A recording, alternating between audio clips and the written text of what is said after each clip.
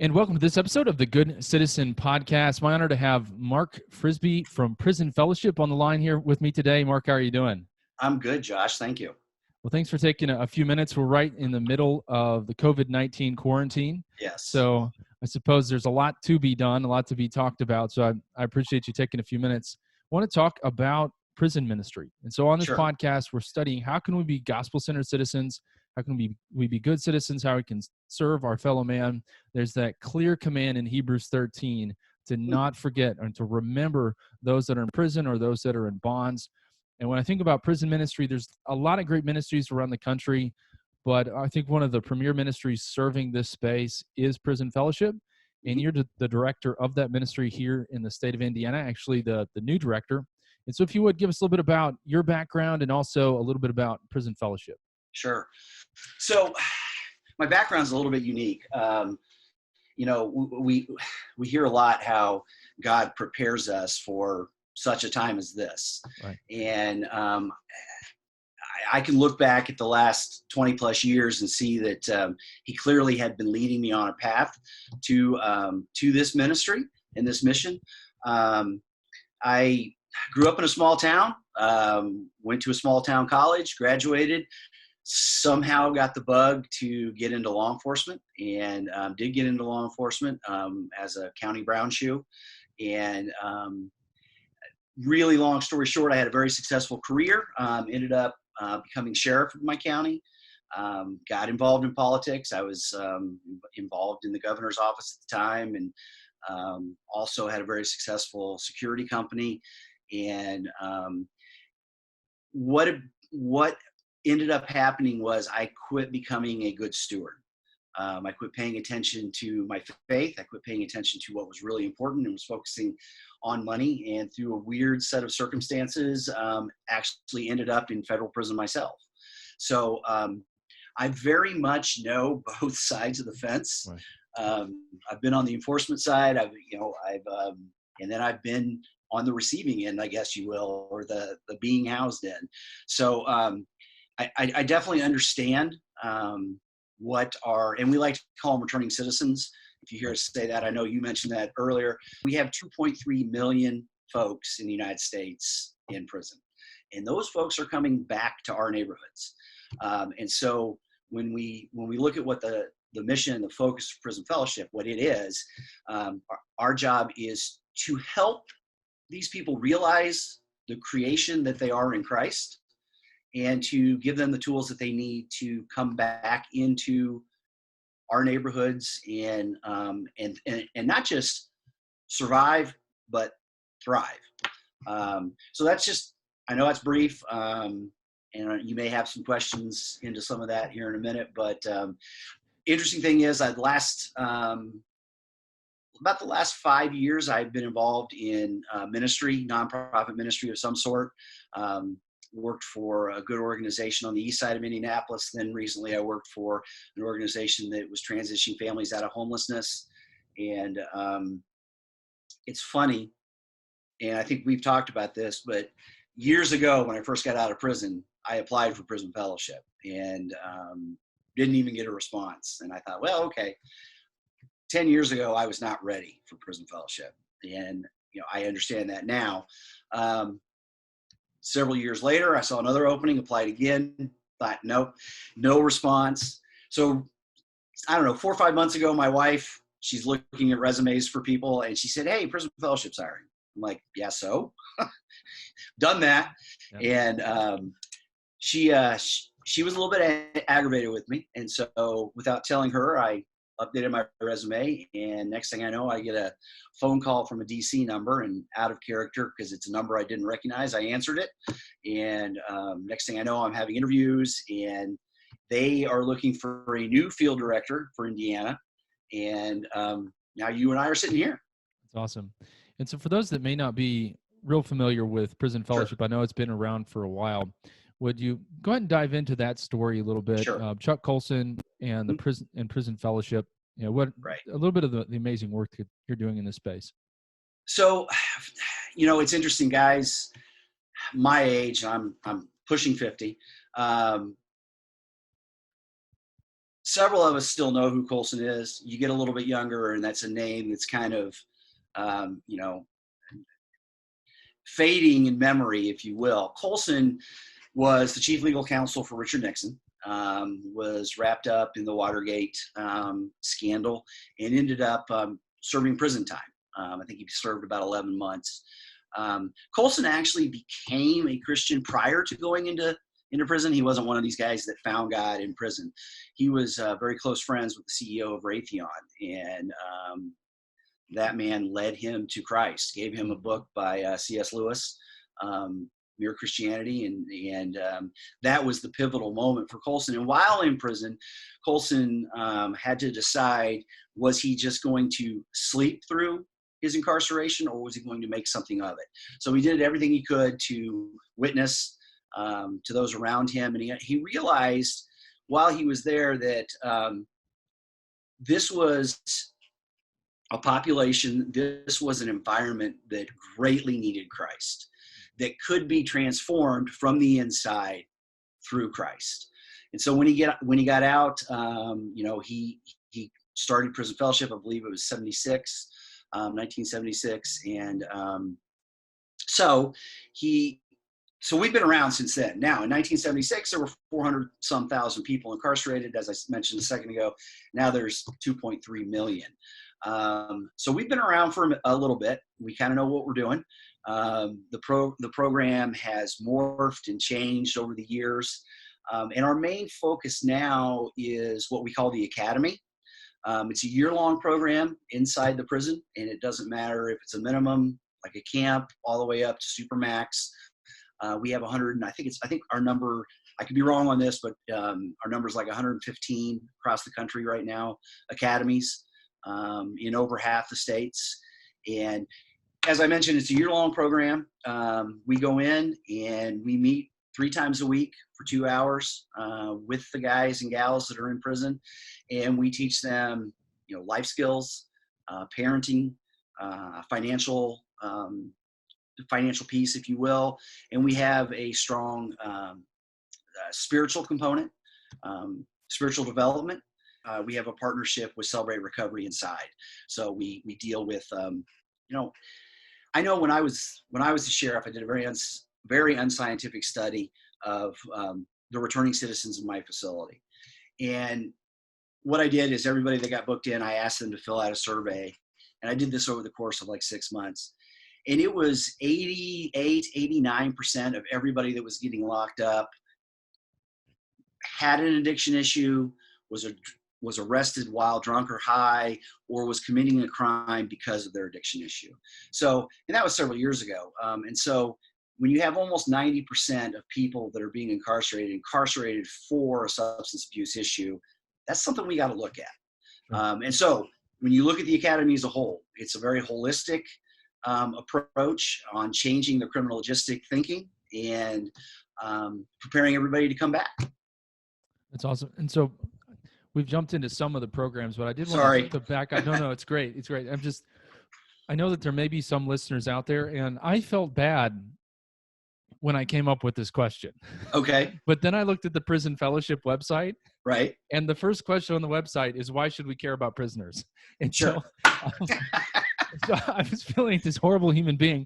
No. But there may be some out there that are thinking, yeah, these people have committed a crime, or you know, maybe the justice system has failed in some way, but I would say the majority of them, you know, have committed a crime. There may be a few that have been improperly convicted, but the majority of them have committed a crime, and they're doing time, and they've kind of brought that on themselves. So, you know, why should we care about that? And why is it a human dignity / justice issue?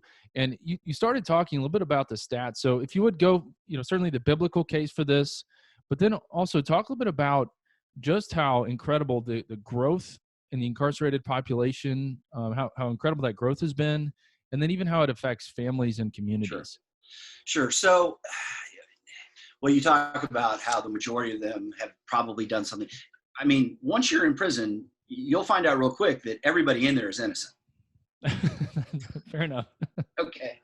But, you know, and that's kind of a joke, but I will tell you that most of the guys and ladies that we deal with, they realize they've made mistakes. And, yeah, there's probably some anger at the system, but when you start talking with them, and you start diving deep down into the issues, they realize, okay, I've done wrong. But then again, when and I don't want to get too mired down in stats, because, they can always be argued one way or another. But the vast majority of the people in our programs really had a not so nice upbringing. It was a broke down family, single mom most of the time, abusive father, alcohol abuse, all kinds of sexual abuse. Most of our folks did not have a very happy upbringing. And so they never really learned how to do life correctly, if you will. And so, there's a society issue. But I mean, when you get right down to it, you mentioned at the very beginning, Hebrews 13:13 or 13:3. Remember those in prison. And again, Josh, you know how I am. I like to jump around, and so feel free to interrupt and bring me back. But when I think about us as Christians, we're not just instructed to be good people. I mean, you can find that in every religion. Every religion tells you be a good person, right? We have a very specific order, and that's to go out and make believers and to go out and spread the gospel. We're not just to be nice to everybody, and we have a goal. And if you look at this population, 2.3 million people in the United States, which really is a pretty sad statement on our society, but we have 2.3 million people in the United States. That is a whole segment of people that desperately need Christ. And here's what I find is very interesting. Having worked with the homeless community, the people that are in prison, we have a much better opportunity, not just because they're quote unquote a captive audience, but we have a much better opportunity to share with them the gospel than we do with somebody on the outside. They're hungry for knowledge. They hear that Christ, once they can start to understand that they can have a personal relationship with this person called Christ and what that means, they get hungry for that. And there are very few outside distractions. The world is a distraction. In working with the homeless community, once we started getting them back on their feet, the world became a distraction, and it was easy to lose focus on Christ. What I see with the men and women that are inside, they don't have all those distractions. They can get a good, solid foundation built up, and then when they go into the outside, all those distractions come in, and they've got a good battle shield ready to go. Does that make sense? Absolutely. You mentioned something at an event, prison fellowship event that I went to that I thought was so powerful. And it just comes back to this question of identity. And even speaking to students that are not incarcerated, of course, they struggle with their identity. Who am I? And so many of the individuals that are returning citizens, I think, also struggle with this issue of identity. And so truly, you're trying to help prisoners with this issue, but this is really the issue for all of us. Like, who am I? Right. You shared a story about kind of your identity going from very successful sheriff. You had, I think, contracting jobs even overseas, and then boom, something happened. So would you share that story? Well, you want me to start with my? I'll just start with the guys at my academy in Edinburgh. We have an academy at Edinburgh. When I first walked, the very first day at that academy, I have 8 guys, and I said, guys, in 2 seconds, give me one word. And the question is, how do you identify yourself in this world? And I looked at one of the guys, and of course they weren't ready. And I said, okay, one word. And the first guy said, inmate. Then we went on down the line, and it went from inmate to heroin addict to thief, convict. There were all of these negative words, but that's how they felt they were identified in the world at that time. And so I told them, I challenged them. I said, listen, okay, here's what we're going to do. We're going to stop thinking like that. We're going to stop identifying ourselves as convicts, inmates, etc. We now have to realize we are children of God. We are citizens of the United States. We are citizens of heaven. We are citizens of this kingdom, And that's how we are going to start thinking about ourselves. Because here's the thing, if these guys identify themselves that way, then when they go out into society, they expect society to identify them that way. Month later, 6 weeks later, I went back and I said, okay, guys, here's the deal. Same question. What is it? One guy said, father. Another guy said, child of God. One guy said, businessman. And then he paused and he goes, legitimate businessman. And so in 6 weeks, they'd already changed the way they identified themselves. And the story that you're referring to is, at one time, I identified myself as, a husband, a father, a sheriff, rising star in the political arena, business owner. And because of a set of circumstances and mistakes that I had made, now I was a federal inmate, a drunk, jobless, homeless. In just a very few short months, a lot of things changed. And, it's interesting because when I got out of prison, I couldn't even get a job at the local gas station. Not that I'm belittling that job at all. A job is a job. I couldn't even sell you your gas and your cigarettes because, one, I'm a dirty cop. Two, I'm a federal felon and nobody wanted to deal with me. And so that took a long time. I was very fortunate in that I had a very strong Christian family to lean on. And I can tell you honestly, without them, I probably would not have bounced back. And even with them, it took me 5-6 years to change my mindset, to kick addiction, to realize that I had worth in this world. And so when we look at our guys and gals that are in prison, most of them, very few of them, have a Christian support base. And so we need to provide that. We need to set that up for them. Help. And man, if we can change their thinking before they get out, they're not going to go back in. You mentioned to me when we were talking before that, again, we should all care about those that are in prison. But people, even if they're just self-interested, that they should be concerned about this, because as you mentioned, something like 95% of prisoners are released. Something like about 600,000 will be returning to communities this year. I just saw those stats on your website. So helping people break through this cycle. And when I was a public defender, it just broke my heart to see men and women go into jail, try to get clean. They come out, they're on probation, etc. Fall right back into the same group of peers. They can't get a job. They end up back in jail. The kids end up being taken.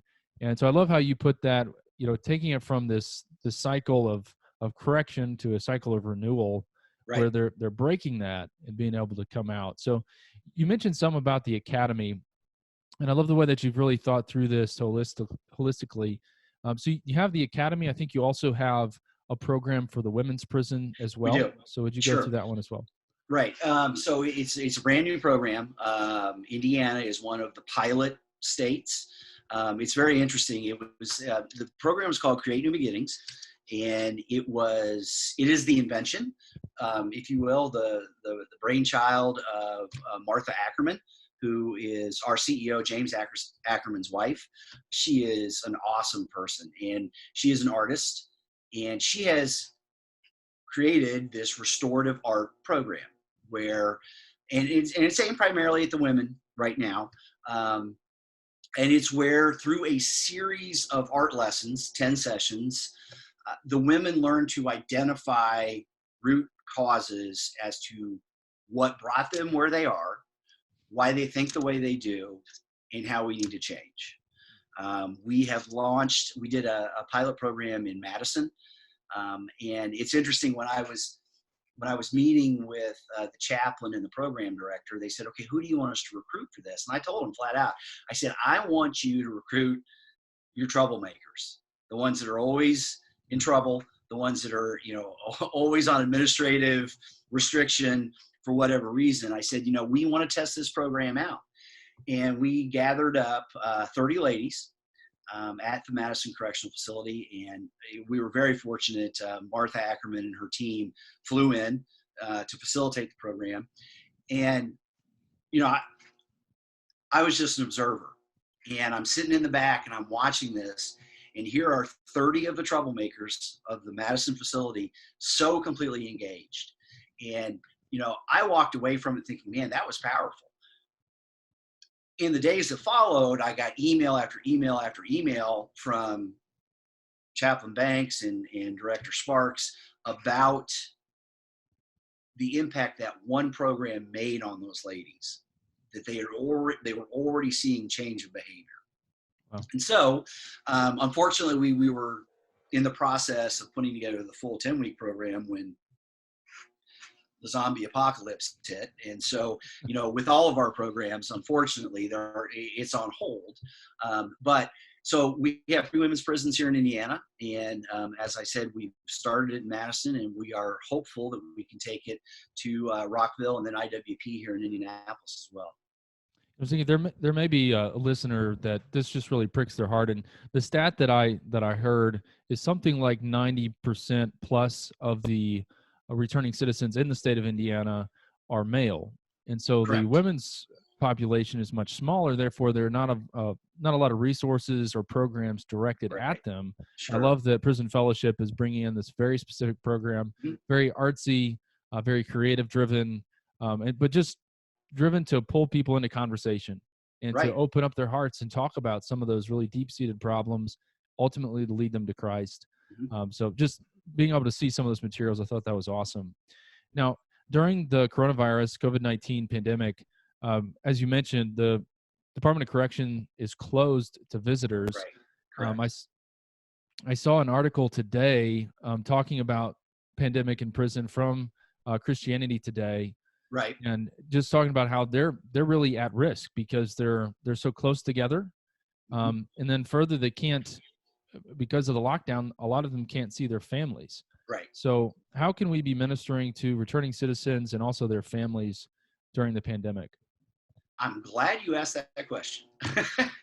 We didn't even set that up ahead of time. So yes, we have what we call a gate closure. And I read that article on Christianity Today, and it was a very good one. And we have been putting out some articles on as well. If people are interested in our newsletter, they can go to prisonfellowship.org and sign up for the newsletter. You have to think about this. Probably 98% of the programs inside a prison are volunteer run. And so it's not just prison fellowship programs that are not happening. All the mass majority of religious and faith-based programs have come to a complete halt. The other faith-based, I know Kairos isn't doing anything. You can go on and on. We're not in there, okay? And you have one chaplain for a prison, and that chaplain has to be. He has to deal with all the faiths of those that are incarcerated. And so you can't expect the chaplain to handle all this. And so right now there is a major Christian vacuum inside the prisons. Also, when you're dealing, all of us, the biggest fear for our society right now is lack of control, because we have lost the normalcy of our lives, and we've lost a lot of the normal control that we have. That is a huge fear for people. If you look at the prison population, this is a population that's already given up or lost a great deal of their normal control. And now they've lost every bit of control. Okay. They, as you said, they don't have the option to go see their family. They don't have the option to go to church. They don't have the option to go to AA or Celebrate Recovery or the Academy. They have lost all options. They've lost all control. They've lost all freedom. So tensions are high. They have fear. They have aggravation. They have frustration. So their tensions are high. That's going to create tension for the staff, which creates tension for the administration. So you have the perfect storm for bad things in the prison at a time like this. So my challenge is for everybody, be praying for our chaplains, be praying for, and here's the great thing. I know in Edinburgh, we have several guys that are strong in their faith, that have been through an academy, and they are Christian leaders. And we need to pray for those Christian leaders inside that population. Now, to answer your question specifically, what can we do right now? Here's what I'm doing. We don't have, none of us are going inside. So we are sending in written prayers and words of encouragement. I'm gathering those up. Anybody can email me at Mark_Frisbie, FRISBIE @pfm.org. They can send me a prayer for those incarcerated, words of encouragement. I've asked my volunteers to do that, and they've been blowing up my email, which is awesome. And what we'll do is we'll put it in a master document, and then the chaplain will go around and post it in the dorm so that the men and women can go up, they can read it. I know it's small, it's not much, something. Also, right now we are pumping Bibles, our inside prison Bibles. We're pumping those into the facilities, and we're constantly raising money for that. And so there's two ways. You can send me thoughts and prayers for the inmates, and you can buy a Bible for an inmate. That's awesome. And now this idea may not work at all. So this Sure. is just me throwing something out there, but I was thinking. Hey, I love ideas. I'm getting them every day. I know that some prisons do have the capability to video chat with families, but I believe that that's often a paid service. And so if a church wanted to be able to help a family, say they have a father or a mother or somebody that's on the inside, the family doesn't have the resources to pull something like that together. As this continues, if it goes on much further, perhaps someone could chip in and assist with something along those lines to pay for a video call, because they can't go see them in person. At least they can have some video contact with them. So that was just an idea I bounced around with a pastor the other day. So I was going to ask you about that. Well, and it's a great idea. I am very fortunate that I have a good relationship with religious and volunteer services for, state DOC. Dave and I are kicking around different ideas on, how we can re-engage. Because the other thing that I didn't mention is very soon is when we start recruiting for Angel Tree, which is another prison fellowship program. A lot of people don't realize that. And that is where volunteers go out and purchase gifts for the children of the incarcerated for Christmas. And the unique thing about our Angel Tree program is that gift comes from the incarcerated parent. It doesn't come anonymously or anything. So it's a way of us connecting the incarcerated parent to their children. But we've got that recruiting coming up. And usually that's like 12 to 14 people that go in for an entire day and sign people up. Well, obviously we can't do that right now. Wow. Yeah. This happened right in the beginning of the 4th month of the academy in Edinburgh. So I have a class that has just started. It's in this first quarter. We're trying to figure out how we can continue that class. So we have kicked this idea around. Here's the problem. It's kind of a logistic nightmare. You wouldn't think that it would be for us because it's simply a laptop, but the majority of these prisons, the majority of our facilities do not have Wi-Fi that would, say, reach to a classroom. The biggest problem with that is, and you have to remember that our program is very evidence-based. We've been, we've been tracking it for 15 plus years. We have a lot of empirical data that supports, and I'm not about to start spewing data because I'll get it wrong. But our recidivism rate is very low comparatively. Nice. We attribute that, and our returning citizens attribute that to the personal connection of the volunteers inside the facility leading the program. Okay. When we go to a screen, we take that out. The other problem is anytime, we just have to be realistic. Anytime we have 8 to 30 folks together, there needs to be some oversight of that group. And so you would have to have, say, a prison guard inside the room. Well, most of the people in this program, a lot of this program is opening up, sharing feelings, talking about problems, talking about issues, and talking about things that you've done. They're not going to do that in front of the turnkey that's sitting in the room with them. Yeah, right? That's true. Okay. And they also show a lot of vulnerability in these classes. They're not going to do that in front of a staff member either.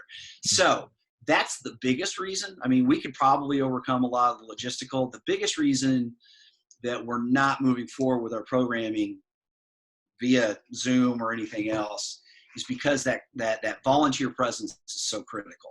Sure. Well, I think we can all pray that you're able to get back to it soon. Yes. I love those just real practical ideas. Send a prayer and help that way. And also, contribute to Bibles. And I'll just encourage, we're about to run out of time, but go to the Prison Fellowship website. We've talked about the part of your ministry that helps inside of the prisons. We haven't even talked about the advocacy side of it. They're just really an incredible ministry that's thought about this problem for a long time and is helping solve a really complex problem in a holistic way. And that's why I think it's, the gold standard, platinum standard, whatever you want to say, in this space. So I encourage individuals, go over there, maybe donate, buy some Bibles that are going to be shipped in to these returning citizens. So as we wrap up, any God moments or a moment where you felt like God was really moving in your life and ministry recently? Well, I probably, and I wish I had a great angel singing, fireworks in the sky God moment for you, but I don't. But I'm seeing very small, cool things happen. I had a conversation with one of my volunteers yesterday, who was very active in one of our academies, and they're very concerned. My volunteers are very concerned about their students. There is a genuine. Here's the thing: prison ministry is not for everyone, right? I get that. It's kind of like the call we were on, you and I were on yesterday. We were talking about issues in Indiana, and there was a lot of discussion about the abortion issue.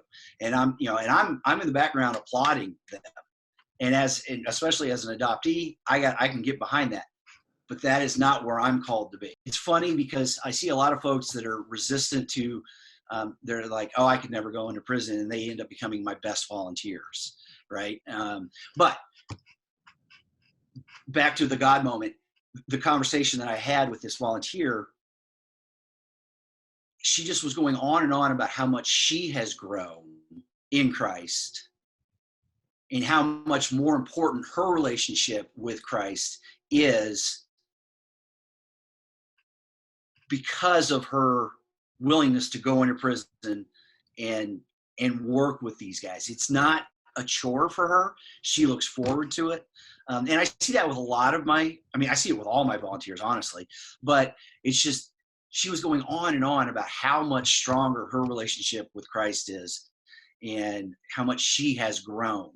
And it's just, it was really cool to see. Now, the God moments that the quick God moments that I'll see is, at Edinburgh, we lost. So we originally had 10 folks signed up in Edinburgh, or 20 folks signed up in Edinburgh. Then they found out that they all had to live in the same dorm, and that kind of weeded out a bunch because they were like, they didn't want to move dorms. And we went from 20 to 8, or actually we went from 20 to 6. But 2 guys had heard after the first week or 2 had heard what was going on with our program, and neither of these guys really had any kind of walk with Christ at all. And they saw my lead volunteer along the walkway, and both of them at different times said, for no reason that they could identify, they were compelled to go talk to her. And now they are in the class. They've both been baptized. Oh, wow. They're both leaders in the program.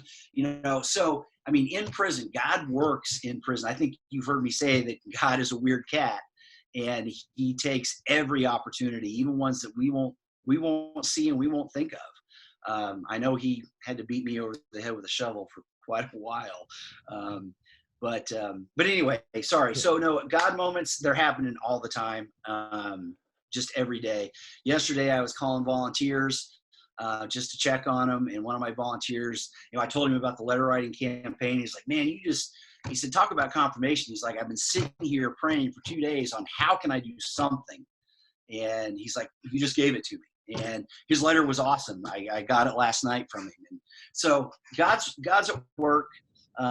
He's working even in our organization right now. We're, reconnecting with some people that we lost touch with, and revamping a few things and tightening things up. And so anyway, That's awesome. sorry, I know I'm babbling. No, those all great stories, and just to hear about the Great Commission, the gospel moving forward there in Edinburgh. Yes. That's awesome.